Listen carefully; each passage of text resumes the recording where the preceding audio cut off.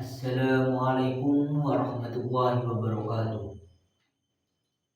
Alhamdulillahirabbil alamin wa bihi nasta'in wa ala umuri dunya waddin wassalatu wassalamu ala asrofil anbiya'i wal mursalin sayyidina wa maulana Muhammadin wa ala alihi wa sahbihi ajma'in. Amma ba'du. Yang terhormat Bapak Musbin Sahal LCMA selaku dosen pengampu mata kuliah praktek penyuluhan yang saya banggakan teman-teman semua, teman-teman program studi ilmu Al-Quran dan Tafsir angkatan 2022. Puji syukur kehadirat Allah Subhanahu wa Ta'ala yang telah memberikan kesehatan, kenikmatan, waktu dan tempat sehingga kemudian kita dapat berkumpul pada majelis yang insya Allah berkah ini. Salawat serta salam mari kita aturkan kepada junjungan kita Nabi Abu Muhammad SAW yang kita nantikan syafaatnya di yaumul qiyamah. Amin amin ya rabbal alamin. Teman-teman semua, di sini saya ingin berbicara mengenai kurban. Seperti yang telah kita ketahui, yang telah kita alami, bahwa kurban adalah serangkaian acara yang mana dikhususkan pada bulan haji atau lebih tepatnya pada bulan Dzulhijjah di tanggal 10, 11, 12, dan 13.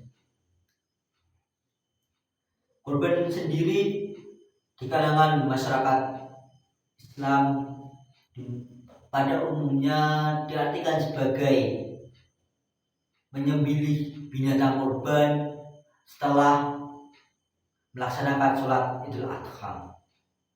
Akan tetapi perlu kita pahami bahwa kemudian makna kurban itu tidak terbatas pada penyembelihan hewan ataupun binatang kurban tersendiri. Mungkin sebelum kita jauh membahas terkait dengan makna dari kurban itu, kita mulai dulu dengan cerita ataupun latar belakang bagaimana kurban itu terjadi. Dalam Al-Quran sendiri, dalam Quran surat As-Saffat ayat 102-110 itu sudah dijelaskan, sudah diterangkan mengenai latar belakang ataupun latar yang mendasari ibadah kurban itu sendiri. Dalam Quran surat As-Saffat itu diceritakan bahwa Nabi Ibrahim alaihissalam itu mendapatkan mimpi untuk menyembelih putranya yaitu Nabi Ismail alaihissalam. Pada malam ataupun pada mimpi yang pertama, Nabi Ibrahim itu bermimpi mendapat perintah untuk menyembelih Nabi Ismail. Kemudian esok harinya Nabi Ibrahim cerita kepada Nabi Ismail terkait dengan mimpi itu. Akan tetapi kemudian masih terjadi suatu keraguan. Maka terulang lagi di malam kedua dan terulang lagi di malam ketiga, sehingga kemudian yakinlah Nabi Ibrahim bahwa kemudian perintah untuk menyembelih Nabi Ismail itu bukan berasal dari iblis ataupun setan, tapi merupakan perintah dari Allah Subhanahu wa Ta'ala. Maka kemudian Nabi Ibrahim mengutarakan perihal mimpinya itu, dan kemudian Nabi Ismail menerima dengan lapang hati, dengan lapang dada terkait dengan mimpi bahwa beliau akan disembelih oleh Nabi Ibrahim. Maka kemudian Nabi Ismail akan disembelih oleh Nabi Ibrahim. Akan tetapi sebelum proses penyembelihan itu terjadi, datanglah malaikat utusan Allah membawa domba-domba untuk menggantikan Nabi Ismail sebagai binatang kurban. Maka kemudian cerita ataupun kisah dalam Al-Quran inilah yang menjadi dasar ibadah kurban umat Islam hingga masa sekarang. Nah, kurban sendiri itu pada umumnya dimaknai sebagai yang telah saya jelaskan, bahwa dimaknai sebagai penyembelihan binatang kurban pada hari ataupun pada tanggal 10 Zulhijjah setelah sholat Idul Adha. Akan tetapi kemudian perlu kita pahami dengan dimensi yang lain, dengan sudut pandang yang lain mengenai makna kurban itu sendiri. Makna kurban juga dapat kita maknai sebagai suatu pengorbanan. Kalau dalam Kamus Besar Bahasa Indonesia itu, makna kurban itu memiliki arti persembahan kepada Allah Subhanahu wa Ta'ala sebagai bukti ketaatan seorang muslim. Nah, sehingga kurban ini secara harfiah diartikan sebagai bentuk kedekatan Allah kepada, bentuk kedekatan ataupun bentuk kedekatan manusia kepada Tuhannya, kepada Allah Subhanahu wa Ta'ala. Di sisi lain ada yang mengartikan bahwa kurban di dalam bahasa Arab itu ialah uduhiyah, yang mana uduhiyah itu berarti penyembelihan binatang kurban. Tetapi ada yang mengartikan bahwa uduhiyah ini adalah waktu duha, yang mana seperti yang telah kita ketahui bahwa mayoritas pelaksanaan penyembelihan hewan kurban itu dilaksanakan di waktu-waktu duha, mungkin sekitar pukul jam 8, jam 9. Nah, seperti itu pemotongan hewan kurban dan kurban itu dilaksanakan. Dasar dari ibadah kurban sendiri yang umum dipakai oleh umat Islam itu ialah pada Quran surat Al-Kautsar ayat 2 yang berbunyi fasholli lirabbika wanhar. Maka laksanakanlah sholat karena Tuhanmu dan berkurbanlah. Anhar, berkurbanlah. Inilah yang menjadi dasar, menjadi dalil yang sangat umum, yang paling masyhur, yang paling mayoritas digunakan umat Islam ketika membedakan terkait dengan kurban. Ya, perlu kita pahami terlebih dahulu secara tekstual sebelum kita mencoba memahaminya dengan sudut pandang yang lain, dengan sudut pandang yang berbeda. Bahwa dalam Quran surat Al-Kautsar ayat 2 ini terdapat dua kata ataupun dua term yang utama, yaitu fasholli dan anhar. Quraisy Shihab dalam tafsirnya Al-Mizan menerangkan bahwa sholli itu merupakan bentuk perintah sholat, yang mana ini berarti beribadah, sholat, berdoa. Nah, bentuk perintah sholat ini dan dijabarkan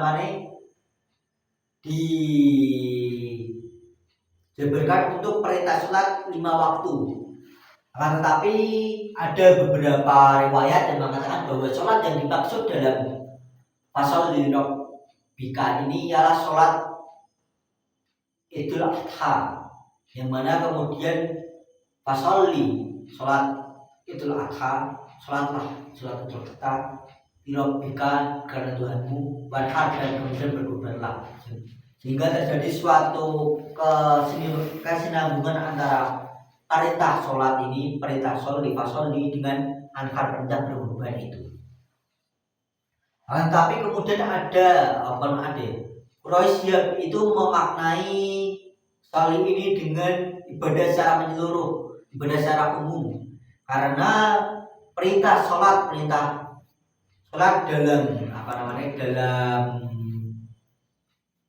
perintah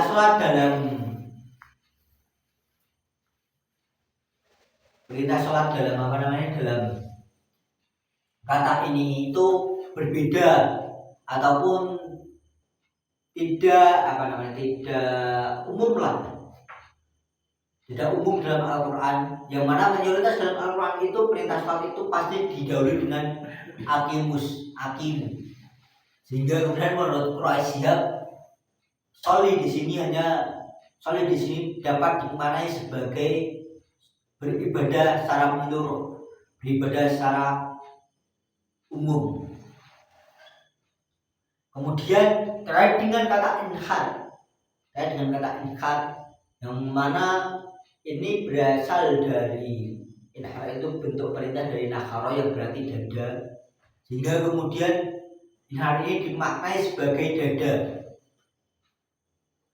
dan memunculkan ataupun sehingga kemudian ada suatu riwayat yang disandarkan pada sahabat Ali bin Abi Thalib bahwa inhar ini ialah meletakkan tangan di dada sewaktu sholat, sehingga kemudian pasal rabbika wanhar itu dimaknai ataupun diartikan sebagai begini, maka sholatlah demi Tuhanmu dan letakkanlah tanganmu di dadamu.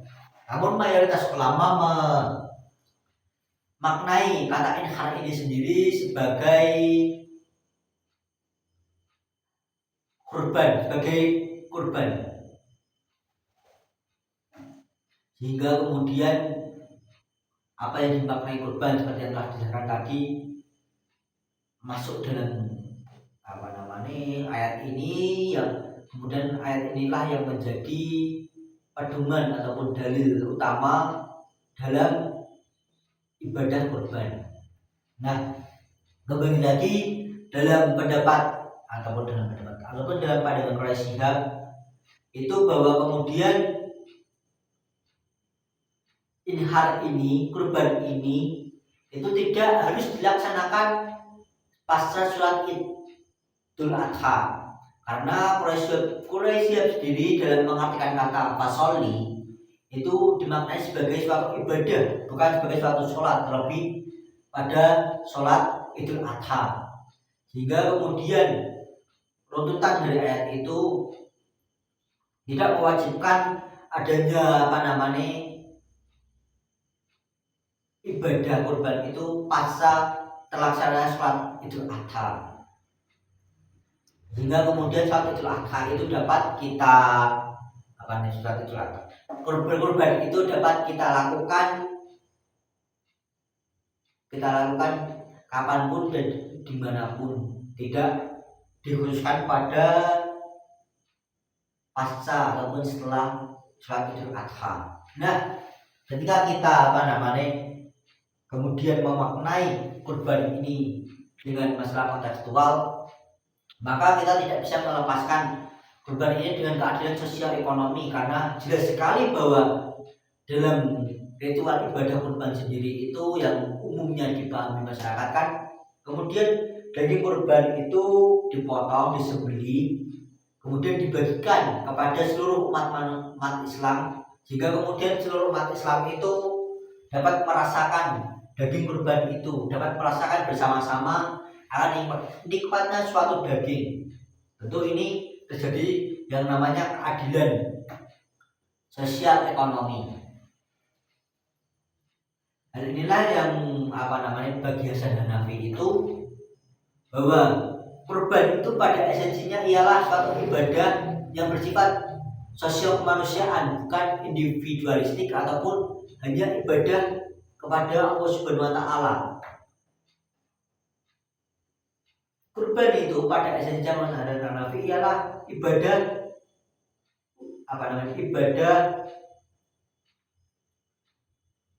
horizontal dan ibadah antara manusia dengan manusia, antara hubungan manusia dengan manusia, bukan hanya hubungan manusia dengan Allah ataupun dengan Tuhan. Sehingga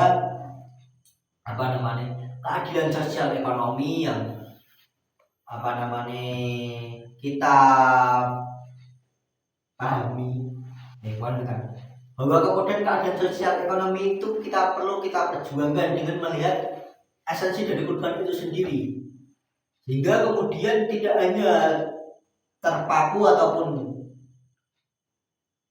terhenti ketika itu akta itu, tapi harus kita juga jalankan ketika hari-hari pada umumnya, bahwa kemudian keadilan sosial ekonomi, perasaan ataupun rasa yang sama bagi umat Islam itu harus selalu kita tegakkan, selalu harus kita perjuangkan. Mungkin itu yang dapat saya sampaikan, kurang lebihnya mohon maaf. Wassalamualaikum warahmatullahi wabarakatuh.